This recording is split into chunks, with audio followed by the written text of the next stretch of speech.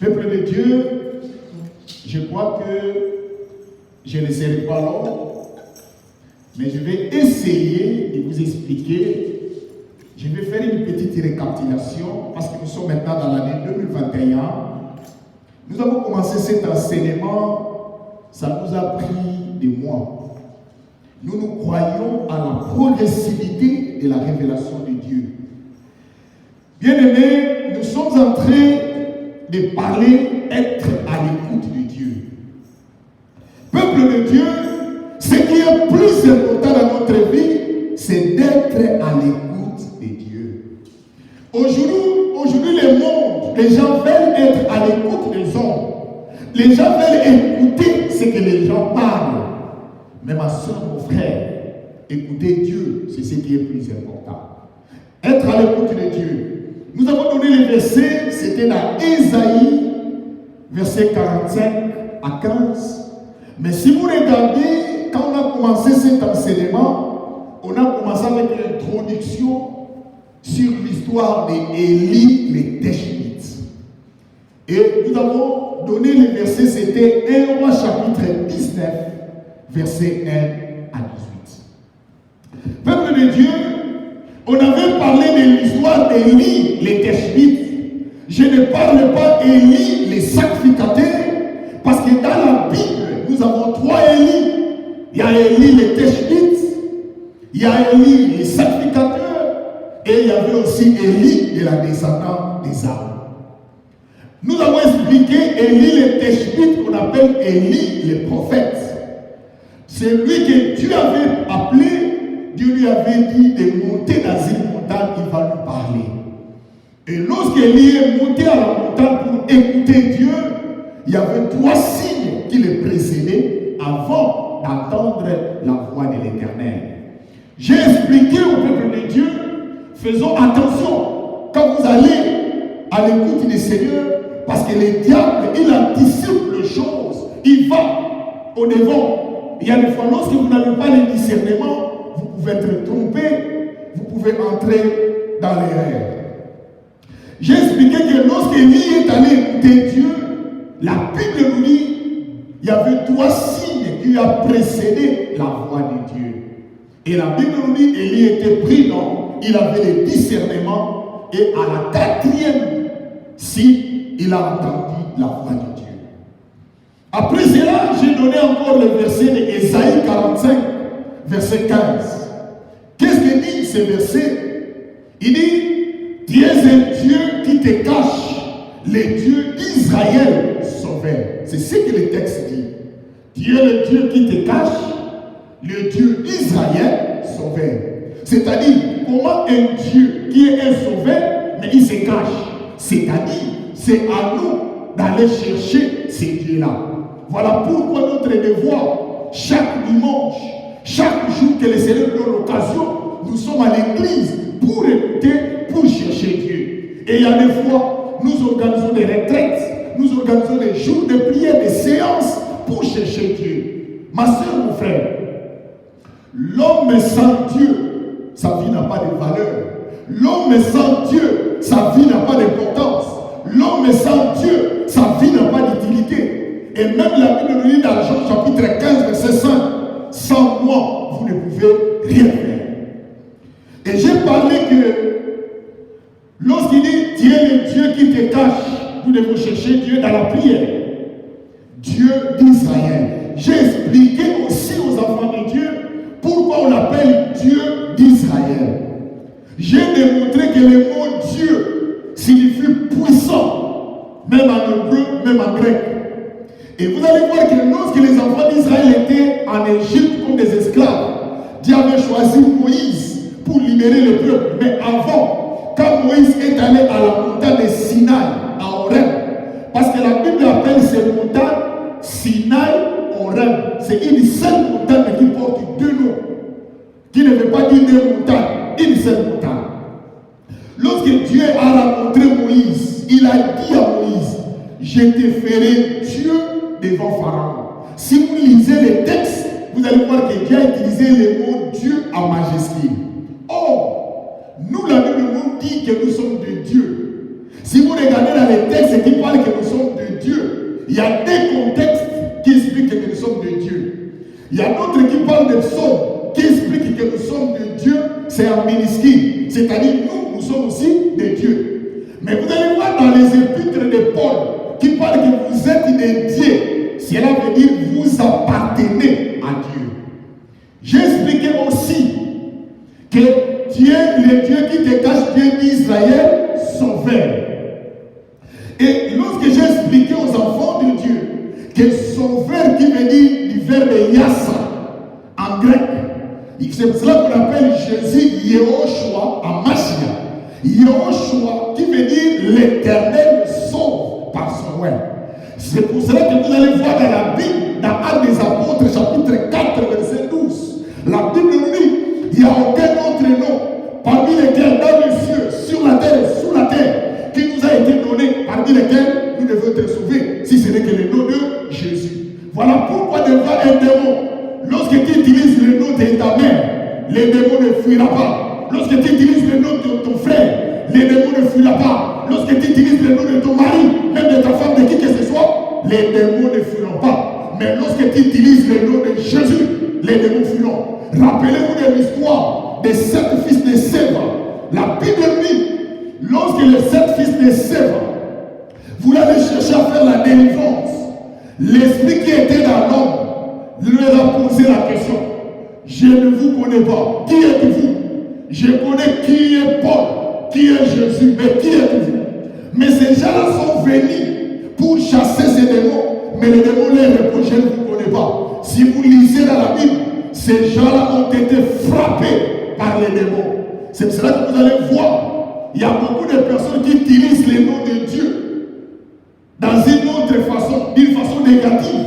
Il y a des conséquences, il y a toujours des représailles. Et lorsque j'ai expliqué que tu es sauveur, c'est-à-dire notre salut dépend de lui, ma soeur, mon frère, je vais dire à quelqu'un, un jour nous allons mourir. Tout ce que nous avons vont rester. Et même il y a un verset biblique qui nous dit, tout passera, mais la parole de Dieu ne passera jamais. Les amis passeront, les voitures passeront, les maisons passeront, tout passera, mais la parole de Dieu ne passera jamais. Raison pour laquelle tout ce que nous travaillons sur cette terre, tout ce que nous faisons, un jour quand il va mourir, ce sont les autres qui vont venir en bénéficier. Alors lorsque j'ai expliqué que Jésus est le sauveur, je viens de donner le verset qu'on appelle Matthieu chapitre 27, verset 45 à 66. Bien aimé, dans cette église, tout ce que nous faisons, nous avons comme référence la parole de Dieu. Lorsque nous parlons de quelque chose, il y a un soubassement qui est la parole de Dieu. Lorsque j'ai expliqué, Jésus est mort sur la croix. Lorsque j'ai parlé de l'histoire de Jésus sur la croix dans Matthieu chapitre 27, verset 45 à 66, j'ai parlé de 10 événements. 5 événements qui sont passés pendant que Jésus était sur la croix. Et les autres 5 événements vont passer après la mort de Jésus. Premièrement, j'ai expliqué que quand Jésus était sur la croix, le voile du temple se déchira en deux, depuis le haut jusqu'en bas. J'ai expliqué cela. J'ai expliqué que quand Jésus était sur la croix, on a parlé que le sépulcre s'ouvrit, plusieurs corps de saints ressuscités entrèrent dans la ville sainte après la résurrection de Jésus. J'ai démontré que les morts n'ont pas marché en Israël ce jour-là. Et le texte explique qu'après la résurrection. Or, les versets que je vous ai expliqués, c'est dans le chapitre 25.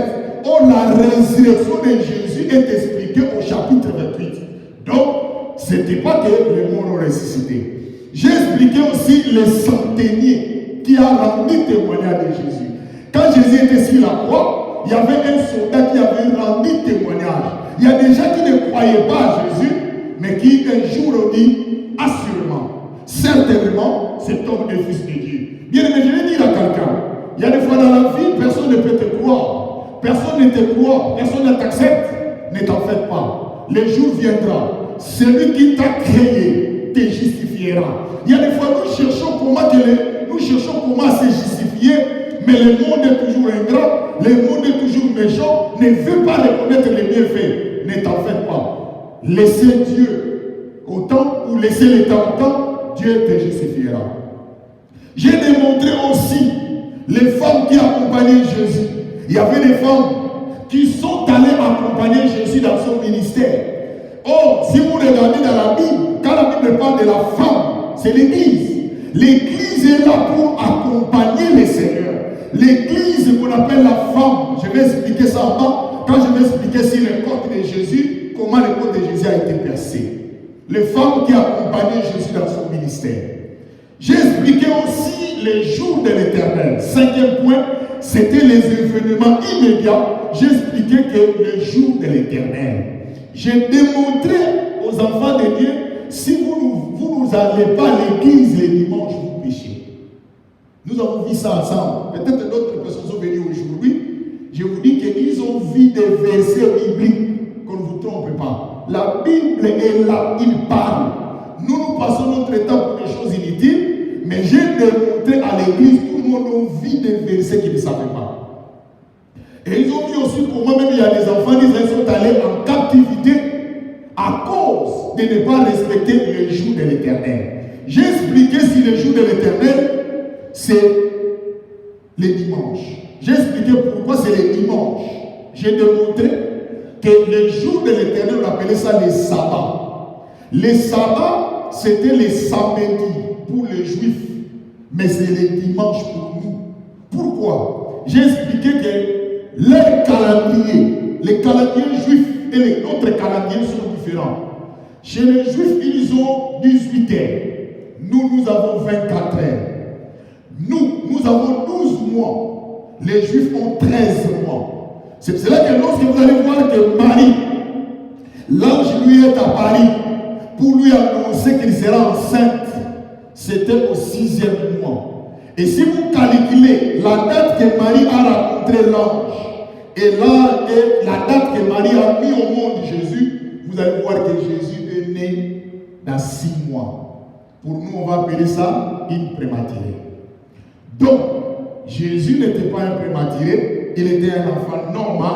Selon notre calendrier, ça donne 6 mois. Mais dans leur calendrier, ce n'est pas 6 mois. Un jour, je vais vous expliquer cela. Parce que nous sommes une église, vous devez lire la parole de Dieu, faire des choses selon la parole de Dieu. Voilà, peuple de Dieu, j'ai expliqué, ça c'était les événements immédiats. J'ai démontré sur les jours de l'Éternel, tout ce qui était là, nous avons passé des bons moments. J'ai expliqué aux enfants de Dieu, vous devez respecter les jours de l'Éternel. Parce qu'il y a deux choses. Le jour de l'Éternel, Dieu l'a béni. Il a dit, il a béni cette journée et il l'a sanctifiée. C'est une journée unique, spéciale. Dieu l'a béni et l'a sanctifiée. Aujourd'hui, il y a beaucoup de personnes qui cherchent la bénédiction. Aujourd'hui, les personnes cherchent la sanctification. La sanctification est dans le jour de l'Éternel. Or, le jour de l'Éternel, selon la Bible nous parle dans Amos, chapitre 4, verset 12, il dit, écoute, ô Israël, prépare-toi à la rencontre de ton Dieu. Peuple de Dieu, ce qui est plus important, c'est d'aller dans la présence de Dieu. Parce que dans la présence de Dieu, nous recevons la bénédiction.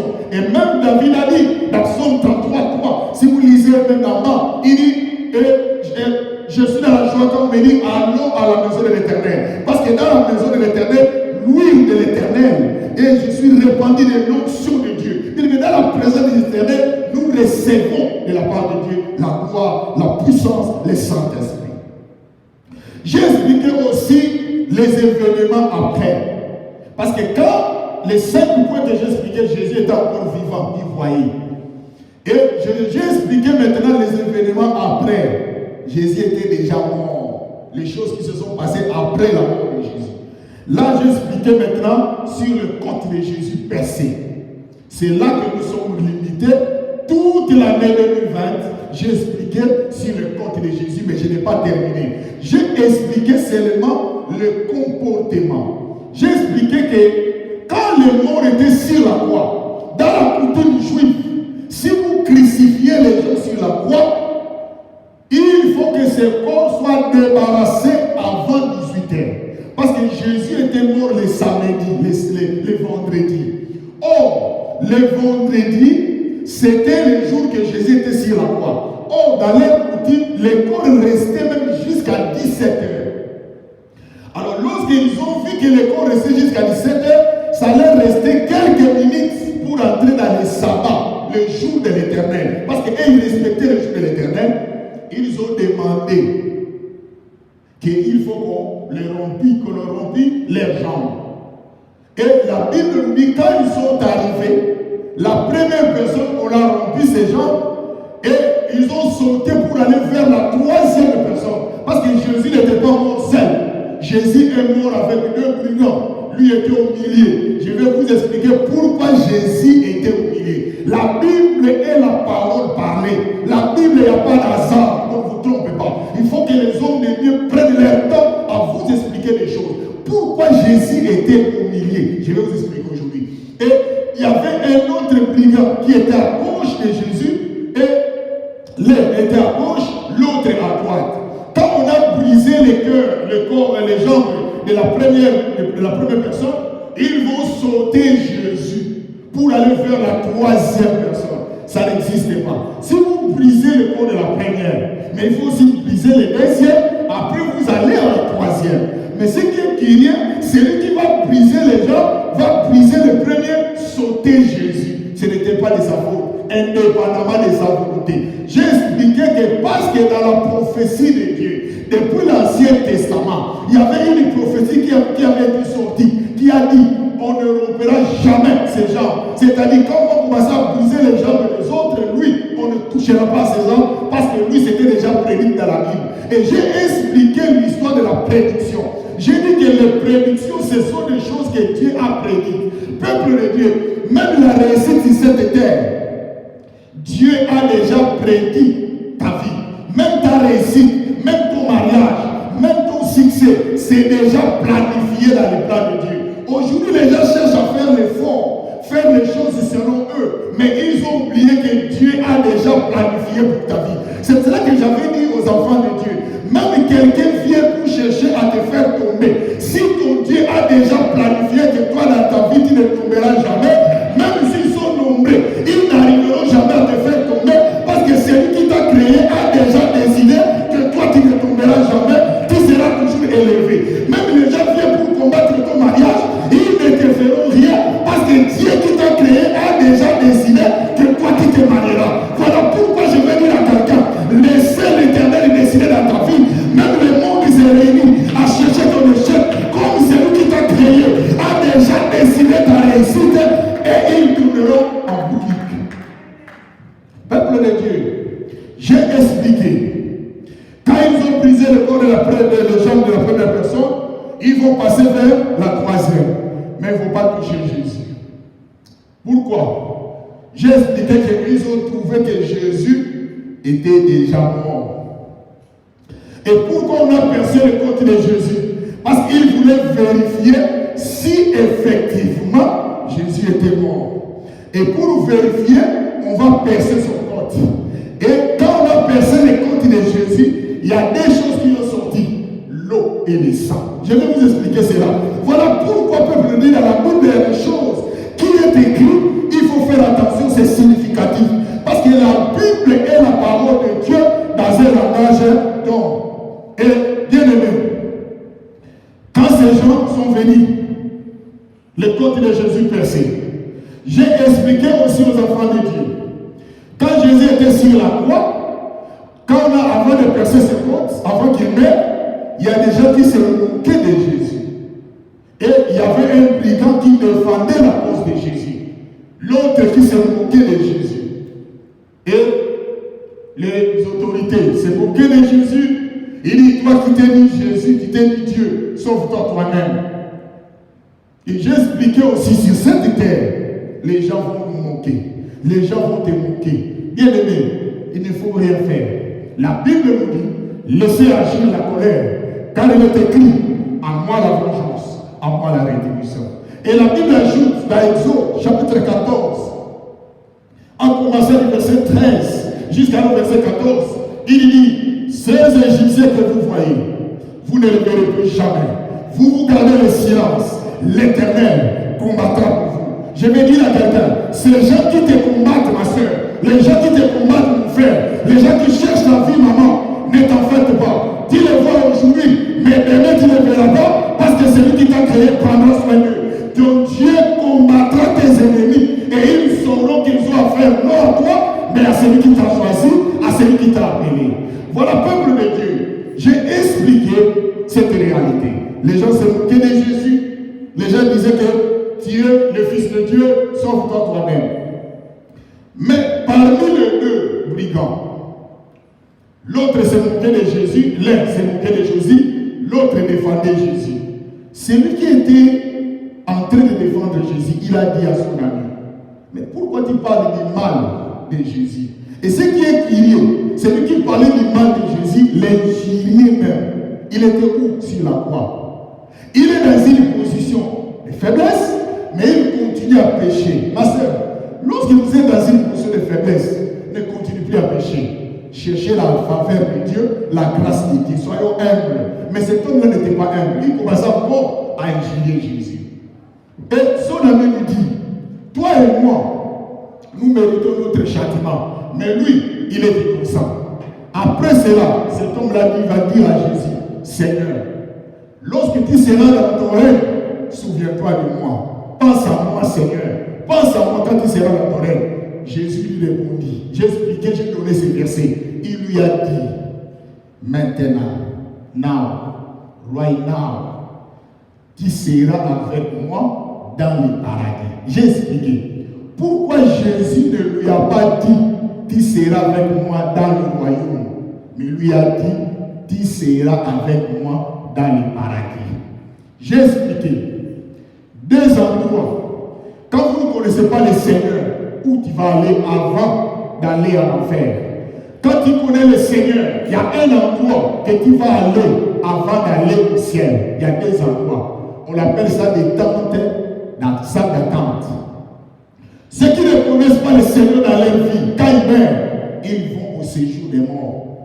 Ceux qui connaissent le Seigneur, quand ils meurent, ils vont au paradis. C'est deux endroits. Parce que la Bible nous dit, il y a un verset qui nous dit, personne n'est monté au ciel si ce n'est celui qui est descendu. Seule la personne qui est entrée au ciel, c'est Jésus. Jusque-là, personne n'est entré au ciel. Même Abraham, même David, tout le monde que vous savez, personne n'est entré au ciel, sauf Jésus. Nous tous, nous sommes quelque part pour attendre l'avènement du Fils de l'homme. J'ai parlé aussi, vous allez suivre ça aussi dans nos chaînes, où j'ai donné des enseignements sur le retour du Christ. J'ai montré à l'Église que Jésus reviendra. Ma soeur, le retour du Christ est réel. Jésus reviendra. J'ai démontré comment quand Jésus va revenir, ceux qui ne connaissent pas le Seigneur, comment ils vont souffrir. Il y aura ce qu'on appelle la marque de la bête. Il y aura une marque de la bête. Le diable va prendre la forme de Dieu. Il va venir sur cette terre. Il dit, c'est moi qui suis le Christ. Vous allez m'adorer. Il a une durée de 7 ans. Il va diviser 7 ans divisé par 2. Cela est écrit dans Daniel, chapitre 9, verset 27. Vous allez lire, il parle de 7 ans divisé par 2. 3 ans et demi, il vous laisse le temps. Il montre, vous pouvez faire des adorations, vous pouvez faire la prière. À ce moment-là, l'Église est déjà enlevée. Les chrétiens sont déjà partis. J'ai expliqué 3 choses. Nous avons homme animal, homme spirituel et homme charnel. J'ai démontré ces 3 explications. C'est pour cela que je suis en train de vous expliquer, faire la récapitulation de ce que nous avons pu parler l'année passée. Et j'ai expliqué sur le retour du Christ quand le Seigneur reviendra. Peuple de Dieu, je crois que je ne peux pas tout dire à ce moment, faute de temps, parce que nous sommes là, parce que bientôt nous devons respecter aussi notre temps. Mais ce qui est merveilleux, c'est quoi? La Bible nous dit, quand Jésus était sur la croix, il a dit à cet homme, aujourd'hui tu seras avec moi dans le paradis.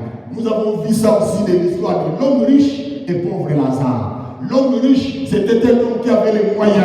Il faisait ce que lui semblait bon. Mais le jour qu'il est mort, il s'est retrouvé dans le séjour des morts. Là, vous pouvez lire ça dans Luc chapitre 16. Et la Bible nous dit, et l'homme qu'on appelait pauvre Lazare, celui qui était pauvre, quand il est mort, il est allé au paradis, prendre les scènes d'Abraham. J'ai expliqué, peuple de Dieu, que celui qui était dans le séjour de mort, il souffrait. Dans le séjour de mort, il y a le feu.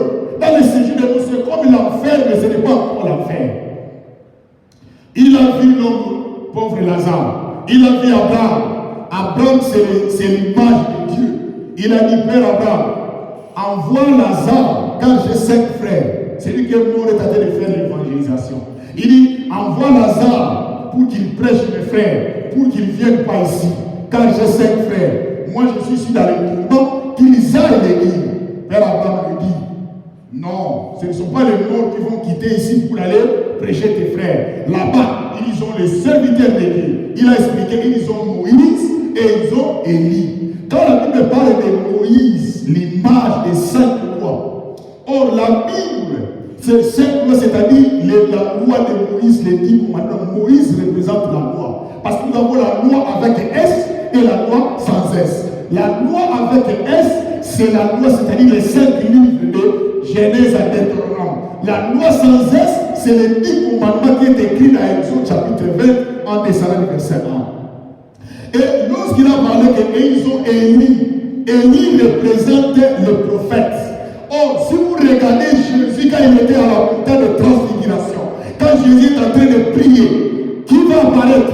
Moïse et Élie, la loi et l'interprétation. Ce qui est qu'il y avait une dimension qui manquait. Or, l'Ancien Testament est divisé en 3. Il y a la loi, c'est-à-dire les 5 livres de Moïse, il y a le prophète, l'interprétation, et il y avait ce qu'on appelle le commentaire ou l'interprétation à la loi. C'est pour cela que vous allez voir que quand Jésus était sur la montagne de transfiguration, quand il priait, il y a 3 personnes qui étaient à la montagne. Il y avait l'apparition de Jésus d'abord qui était présent, il y avait Moïse qui va apparaître, il y avait Élie qui va apparaître. C'était toute la Bible qui va maintenant se réunir sur la montagne de transfiguration.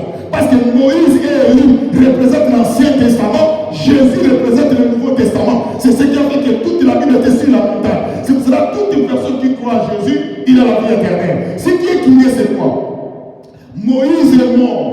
Il n'a jamais été enterré. Donc Moïse a été plutôt enterré. C'est Dieu qui a enterré Moïse. Élie est mort. Il n'a jamais été enterré. Élie a été enlevé. Ça, c'était une dimension messianique. Regardez ce que je vous dis. Moïse est mort. On l'a enterré. C'est Dieu qui a enterré Moïse. Élie est mort. Il n'était pas enterré. Il est enlevé.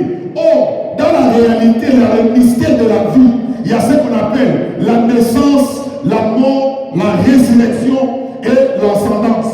Mais ce qui est curieux, Moïse représente la mort, Élie représente l'ascension, c'est-à-dire la résurrection, l'ascension.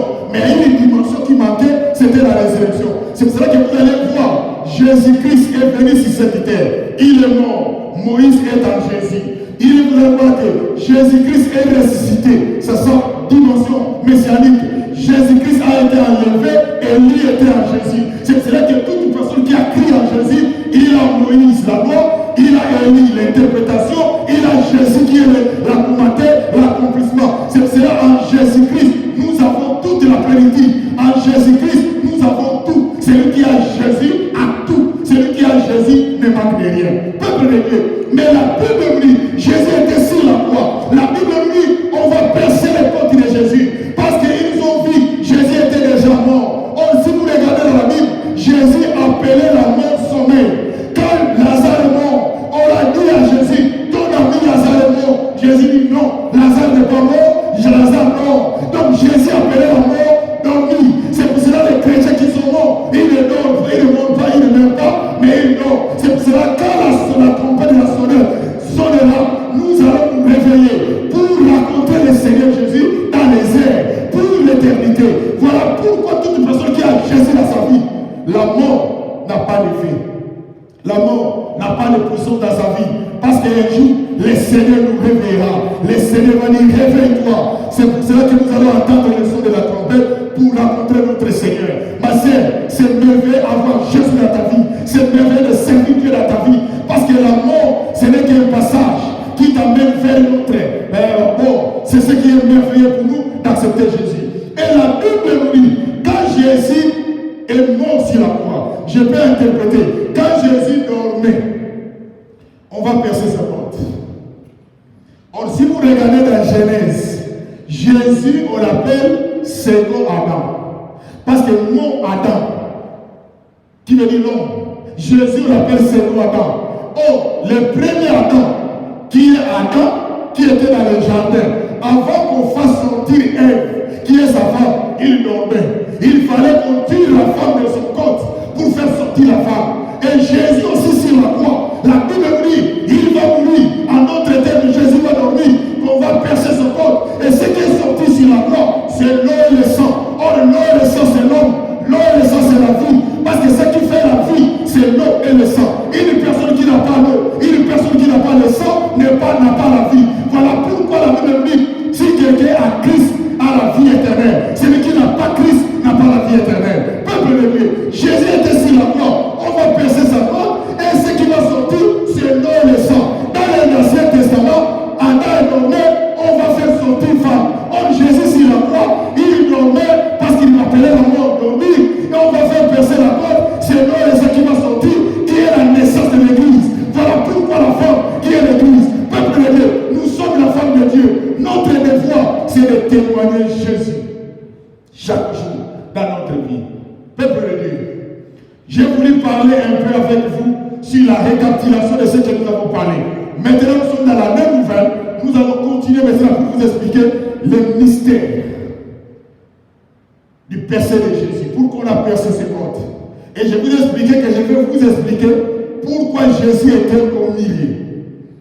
Il y avait l'autre brigand à gauche, l'un à gauche, l'autre à droite, Jésus au milieu. Je vais vous l'expliquer aussi, parce que dans la Bible, il n'y a pas d'hasard. Tout est significatif selon la parole du Seigneur.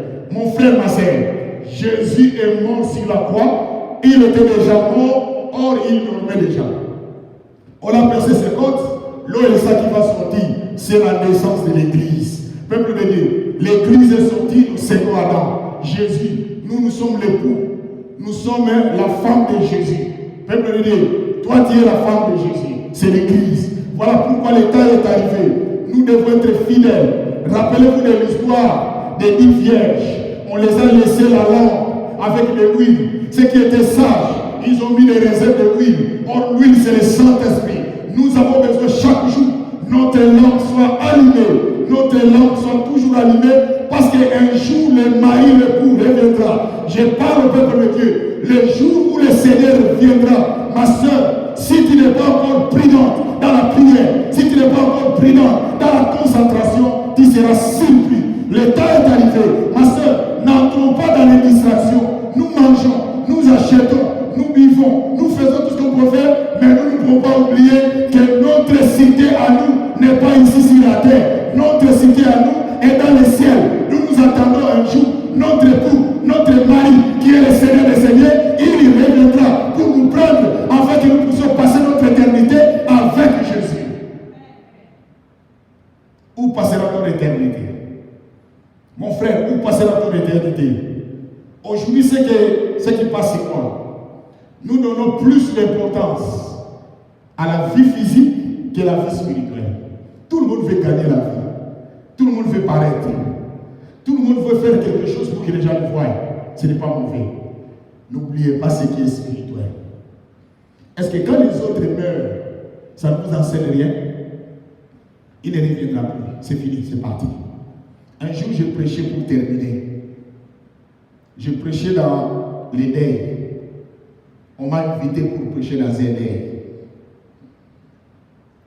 J'ai demandé à tout le monde, j'ai demandé à quelqu'un de m'apporter de l'eau à boire dans un verre. Et on m'a apporté de l'eau à boire. J'ai pris de l'eau devant tout le monde qui est allé dans les deuils. J'ai jeté de l'eau dans les sables. Et j'ai dit à quelqu'un, celui qui va prendre cette eau, le faire retourner dans un verre, je peux lui donner tout ce qu'il va me demander. Tout le monde était là, personne ne peut faire retourner de l'eau que j'ai jetée dans les sables, qui se retourne dans les verres. Et après, j'ai dit à tout le monde, vous avez vu comment l'eau est partie. C'est ça notre vie. Ma sœur, mon frère, le jour que tu vas mourir, tu ne reviendras plus. C'est fini. C'est le moment pour toi de préparer ta vie. Quand nous prions, pourquoi vous ne vous posez pas la question? Pourquoi ne vous posez pas la question? Pourquoi vous allez à l'église? Il faut que les pasteurs vous prêchent, vous expliquent des vérités. Aujourd'hui, au lieu et place où vous prêchez la vérité, nous vous demandons de l'argent. Nous vous demandons des voitures. Nous vous demandons des amis. Non. Peuple de Dieu, il faut qu'on vous dise la vérité. C'est à vous peut-être de votre choix que vous pouvez nous donner. Mais ce qui est d'abord notre mission, c'est de vous épargner de l'enfer. C'est de vous prêcher Jésus, de vous dire la vérité. Ma soeur, chaque année, nous fêtons des anniversaires. Tout le monde vient se rassemble. Tout le monde sont contents. Aujourd'hui, c'est mon anniversaire. Et aujourd'hui, c'est mon anniversaire. La plupart qu'on demande, maintenant, tu as quel âge? Il ne dit rien. Seulement, c'est mon anniversaire. Mais n'oubliez pas, tu es conscient. Tu ne recules pas, mais tu avances. Plus tu avances, tu es allé vers la mort. Tu vas vers la mort. Mais est-ce que tu es prêt, mon frère? Est-ce que tu es prêt? C'est pour cela Paul a dit, rien ne me séparera de l'amour de Christ. Ni l'angoisse, ni la dignité, ni l'argent, rien. Je m'accrocherai à mon Dieu, je le servirai. Quand Dieu me donne le peuple, je dis gloire à Dieu, je suis toujours avec mon Dieu. Mon frère, le moment est arrivé. Maintenant, nous sommes dans l'année 2021. Nous venons d'entrer dans l'année nouvelle. Ma soeur, mon frère, c'est le temps d'orienter ta vie, de mettre du sérieux. La vie peut arriver comme ça. J'ai regardé dans l'histoire. 2 filles devaient suivre leurs amis dans une balle. Il y a une fête. Les étudiants devaient faire une fête ici aux États-Unis. Mais ça passait vers les années 1966 comme ça. Très longtemps. Les 2 amis vont suivre les autres amis qui sont dans leur voiture, mais ils ont perdu les chemins. Ils ne se retrouvent plus. Les 2 autres qui sont restés derrière, ils vont se retrouver disparus. 40 ans après, on va les retrouver morts. 40 ans après, ils ont fait des recherches partout pour chercher les 2 filles qui sont disparues. 40 ans après, on va les retrouver où? Dans l'eau, sous l'eau. Ils se sont noyés. Personne ne peut les retrouver. Ils ont fait des enquêtes. Après, ils ont trouvé qu'ils sont déjà morts. Ils ont fait des diagnostics, ils ont trouvé que c'était eux. Ils sont déjà morts. Est-ce que quand ils allaient faire la fête, est-ce qu'ils savaient qu'ils vont mourir? Ils savaient qu'ils ne vont pas aller? Bien aimé, Dieu t'a fait grâce. Tu es entré dans l'année 2021. C'est à toi de mettre de l'ordre dans ta vie, d'avoir Jésus. Attention, les gens oublient que lorsque tu as Jésus, vous pensez qu'il n'y aura pas la mort. La mort va être là. Mais l'avantage est que, même si la mort vient, tu es déjà en Jésus, ta vie est sauvée. C'est ce qui est plus important. Parce que nous tous, nous allons mourir. La mort, c'est une voie. C'était un passage obligé. Ne vous trompez pas. Tu peux mourir par la maladie, tu peux mourir par des soucis, tu peux mourir par l'âge. Tout ça, c'est normal. La mort est possible. Mais ce qui est plus important, si tu as Jésus dans ta vie.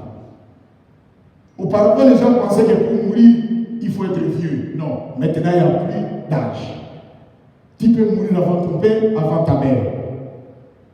Moi, je me rappelle, nous avons enterré notre soeur. Mon père est toujours vivant. Ma soeur est morte. Mon père est toujours vivant. Pour vous dire que, peuple de Dieu, réveillez-vous. Nous sommes dans l'année 2021. Mettez de l'ordre. Si tu vois même quelqu'un à gauche, à droite de toi, qui t'a brûlé ta vie, dis-lui la vérité. Je sais que j'ai besoin de mettre de l'ordre dans ma vie. Je ne vais pas un jour me retrouver dans l'enfer. Je vais aller au paradis. Je vais aller au ciel. Malgré que j'étais ici aux États-Unis, je vais aller au ciel. Malgré que j'étais ici en France ou en Belgique, de partout, je vais aller au ciel. C'est ça ce qui est le plus important. La Bible nous dit, il y a un verset qui dit, que servirait-il à un homme de gagner tout le monde s'il perdait son âme? Quelle est l'importance? Que tu as tout, mais ton âme est perdue. Peuple de Dieu, nous allons fermer nos yeux et nous allons prier. J'ai fait une petite récapitulation pour vous amener et j'ai expliqué la réalité de la Bible.